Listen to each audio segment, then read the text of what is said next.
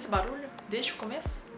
안녕하세요, 혜연이의 해나입니다. Oi, pessoal! Desculpa se eu estou feiosa, o barulho tá alto, eu não consegui.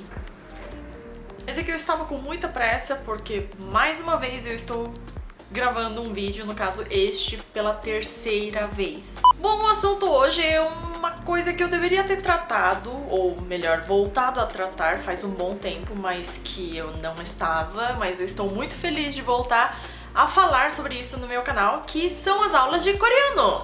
Eu percebi que ultimamente tem tido muitas pessoas que me pediram para voltar a falar da aula de coreano, explicar umas coisas, e eu só demorei um pouquinho porque eu estou reassistindo os meus próprios vídeos. Sim, é constrangedor, mas eu estou reassistindo, inclusive lendo os comentários que estão sendo colocados ou que já foram colocados nele, para eu estudar um pouquinho melhor e às vezes se teve algum conteúdo que não ficou bem explicado, poder reexplicar novamente para vocês. O vídeo de hoje não é uma regravação, não é um revídeo, mas é um assunto que tá aqui na minha anotação faz muito tempo, que são os primeiros verbos que eu costumo passar para os meus alunos quando eu dou aula, seja presencial ou online. No momento não estou dando aula presencial nem online, mas tudo bem. Existem outros verbos sim que eu dou nos primeiros meses de aula, mas os meus alunos, ou quem já foi meu aluno, já sabe e deve lembrar com certeza que esses 10 são os primeiros que eu uso de exemplo, porque são mais simples, ou que eu costumo dar o conteúdo, explicando sobre o significado, o uso deles, porque eles realmente são muito importantes. Primeiro é um combo, tá? Na verdade, eles são formados por 5 verbos. O primeiro verbo é 듣다. 듣다. Lembrando mais uma vez, como em muitas aulas minhas que eu falo sobre verbo, que tá no final em coreano é como se fosse ar, ir em português. Ou seja, a forma não conjugada. 듣다 vocês devem achar tanto como ouvir quanto escutar. Mas aí que tá, gente. 듣다 significa os dois. Você pode falar tanto dizendo assim que você ouviu na rádio, que você ouviu uma notícia na rádio, quanto para dizer que você escutou uma coisa. Nossa, eu ouvi um barulho, eu escutei uma coisa. Os dois funcionam. O próximo é 보다. 보다. Como vocês podem entender pelo meu gesto, 보다 significa ver. Além de ver, em coreano ele tem mais um significado acoplado, que é tipo observar / cuidar. Alguém saiu rapidinho pra ir no banheiro e pede pra você: olha o computador pra mim. Então, justamente esse olhe é o 보다 também em coreano. O próximo é 읽다. 읽다. De acordo com a gramática coreana, dizem que esse verbo 읽다 na verdade deve ser pronunciado como 읽다, tirando o rirzinho que tem ali. Mas eu e muitos, eu diria até a maioria dos coreanos, costumam pronunciar 읽다 para não confundir com o verbo 읽다. Bom, e o que significa os dois? 읽다 significa ler e 읽다 significa cozer. Alguma coisa se cozinha, sai do estado de cru. O próximo é 말하다. 말하다. 말하다 vocês podem achar como falar ou dizer, e os dois funcionam. Um exemplo claro que vocês podem entender é a própria frase 이상한 말을 했어.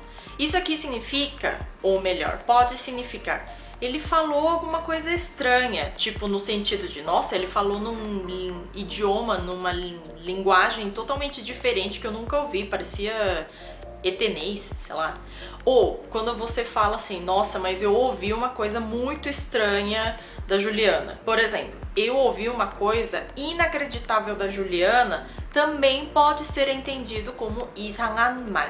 E por último do combo é o 쓰다. 쓰다 significa escrever, só que 쓰다 ele tem um pouquinho mais significado do que os outros verbos do combo. 쓰다 pode, além de significar escrever, ele pode significar ser amargo e usar Utilizar.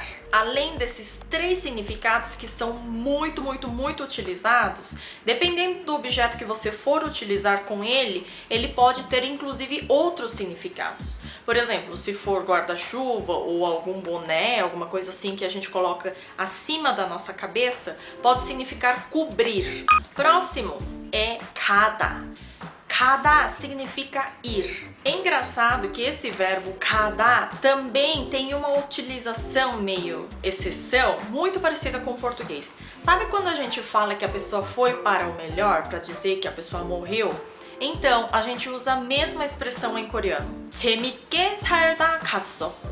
Claro, ao pé da letra pode significar que, nossa, a pessoa, viveu muito feliz e foi. Literalmente pode significar que a pessoa foi para outra cidade, mas muitas vezes é dito pra gente dizer que a pessoa foi para o melhor.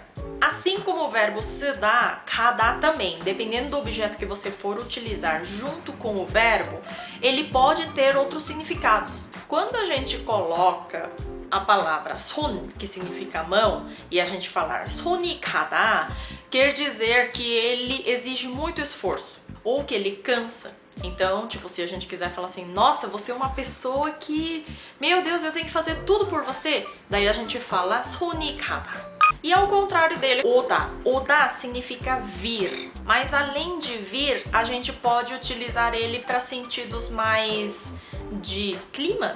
A gente fala 비가 오다 para dizer que chove, ou 가뭄이 오다 para dizer que estiagem chegou.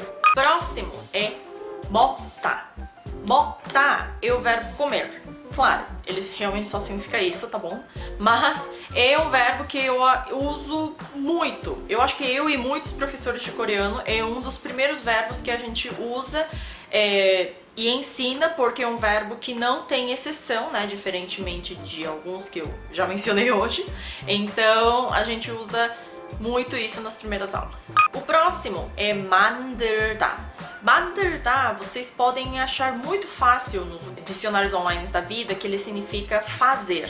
Muitas vezes quando a gente usa 만들다, ele significa fazer, mas com um pequeno esforço e técnica. Por exemplo, quando você for falar que você vai fazer uma vela. E às vezes confunde porque em alguns lugares ele fala como confeccionar e em outros lugares ele fala como fazer.